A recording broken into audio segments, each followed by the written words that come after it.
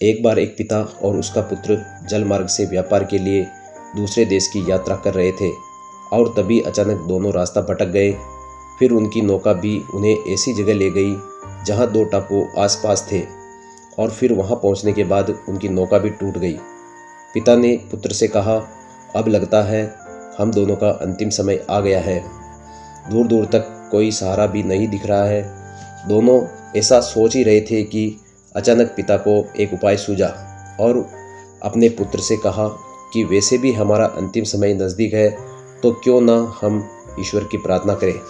उन्होंने दोनों टापू आपस में बांट लिए, एक पर पिता और दूसरे पर पुत्र, और दोनों ही अलग अलग टापू पर ईश्वर की प्रार्थना करने लगे।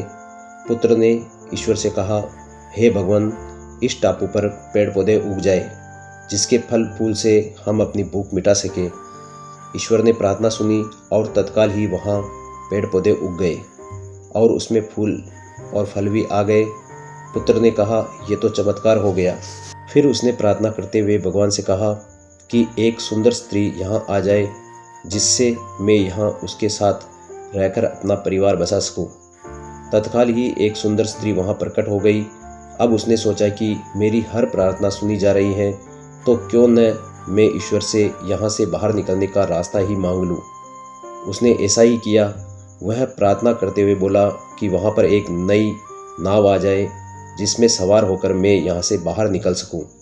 तत्काल वहाँ पर नाव प्रकट हुई और पुत्र उसमें सवार होकर बाहर निकलने लगा।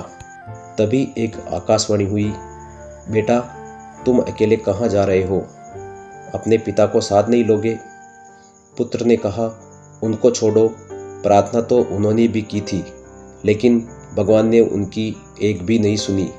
शायद उनका मन पवित्र नहीं था, तो अब उन्हें इसका फल भोगने दो ना।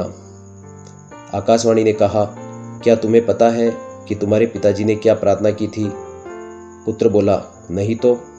आकाशवाणी बोली, तो सुनो, तुम्हारे पिता ने एक ही प्रार्थना की थी कि हे भगवान, मेरा पुत्र आपसे जो भी मांगे उसे दे देना, क्योंकि मैं उसे दुख में हरगिज़ नहीं देख सकता, और अगर मरने की बारी आए तो मेरी मौत पहले हो। और सुनो, जो कुछ तुम्हें अभी मिल रहा है यह सब उन्हीं की प्रार्थना का परिणाम है। पुत्र बहुत ही ज़्यादा शर्मिंदा हुआ। दोस्तों, हमें जो भी सुख संपत्ति, यश, धन, मान सम्मान और सुविधाएं मिल रही हैं उसके पीछे किसी न किसी अपने की प्रार्थना और शक्ति जरूर होती है, लेकिन हम नादान रहकर अपने अभिमान वश इन सबको अपनी उपलब्धि मानने की भूल करते रहते हैं, और जब हमें ज्ञान होता है तो असलियत का पता लगने पर सिर्फ पछताना पड़ता है। हम चाहकर भी अपने माता पिता का ऋण नहीं चुका सकते। इसलिए दोस्तों, माँ बाप की सेवा के मुकाबले इस धरती पर अन्य कोई सेवा नहीं है। दोस्तों, अगर आपको ये कहानी अच्छी लगी हो तो इसी प्रकार की कहानियाँ सुनने के लिए कृपया चैनल को अभी सब्सक्राइब करें, बेल आइकन को प्रेस करें, एक लाइक करें और अपने दोस्तों के साथ इस कहानी को ज़रूर शेयर करें। जय हिंद।